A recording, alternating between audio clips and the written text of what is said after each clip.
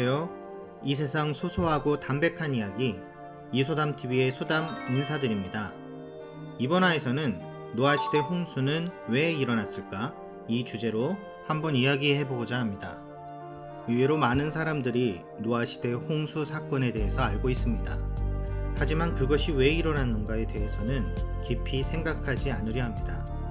기독교 신앙이 있는 사람은 그저 그 시대가 타락했기 때문이겠거니 합니다. 그렇다면 도대체 무슨 타락이었기에 전 세계를 멸망시킬 정도로 신께서 진노하신 걸까요? 놀랍게도 성경은 홍수의 원인을 콕 집어줍니다. 그것은 꽤 무서운 차원의 문제였습니다. 성경을 보면 하나님의 아들들이 사람의 딸들의 아름다움을 보고 자기들이 좋아하는 모든 여자를 아내로 삼았다고 합니다. 이 본문에서 하나님의 아들들 또는 신들의 아들들로 해석되는 이 단어에 관해서 논란이 많으나 학자들은 크게 세 가지 종류의 해석을 제안합니다. 첫째로 천사들이나 악마들 혹은 영들과 같은 신적인 존재들이라는 해석입니다. 심지어 외계인으로 해석하는 사람도 있습니다. 둘째는 왕이나 다른 지배자들과 같은 높은 사람들이라는 해석입니다. 셋째는 경건한 사람들, 즉 신을 공경하지 않는 가인의 후손들과는 대조되는 셋의 후손들이라는 해석이 있습니다. 이게 무슨 소리야? 이런 해석들 중에 어느 것이 더 적절한지 결정하기 어렵지만 성경의 내용으로 보아 이 결혼이 하나님의 창조 질서에 위배되는 것이었다는 점은 분명합니다. 지금도 그렇지만 특히나 그 시대에는 서로 다른 종류끼리 교배하는 것은 금지되었기 때문입니다. 이것은 하나님의 아들들이 무슨 뜻이든지 간에 타락을 의미했습니다. 만약 천사라면 천상계와 지상계 모두의 타락인 것입니다. 결국 이들의 결합은 예상치 못한 결과를 가져옵니다. 개역개정 성경 본문은 네피림이 있던 시절 용사를 낳았다고 합니다. 네피림의 존재에 대해서는 역시 논란이 많으므로 다음에 기회가 되면 자세히 다뤄보겠습니다. 그러나 특징적으로 네피림은 일반인에 비해 키와 몸짓이 엄청 큰 특이한 거인 종족이었던 것 같습니다.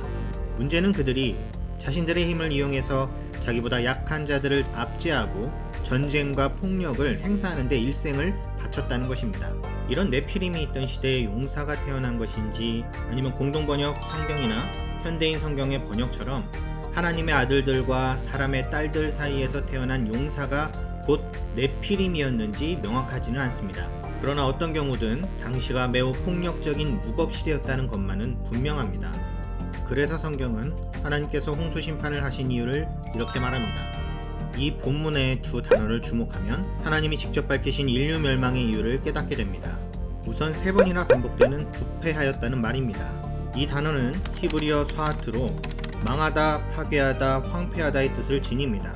즉 우리는 노아시대 곳곳에 건물이나 집들이 파괴되고 부서진 장면들로 가득했음을 상상할 수 있습니다. 계속해서 두 번째 주목할 말은 포악, 하마스라는 단어입니다. 이 단어는 학대하다, 폭행을 가하다, 난폭하게 취급하다, 잘못하다의 뜻으로 성경 곳곳에서 누군가를 폭력으로 괴롭히고 죽인다는 의미로 사용됩니다. 우리는 본문의 이 두 단어를 통해 노아시대 홍수 심판의 원인이 힘있는 자들의 이유 없는 폭력과 전쟁이 있었다는 것을 알게 됩니다.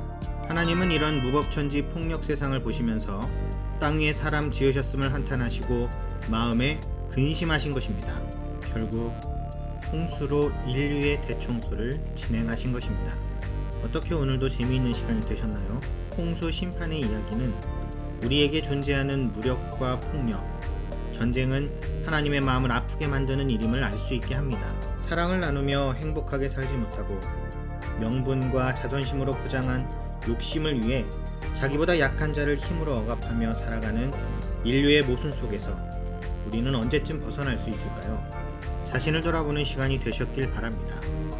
다음에 보다 흥미있는 이야기로 인사드리겠습니다. 감사합니다. 구독과 좋아요 버튼 누르면 사랑입니다.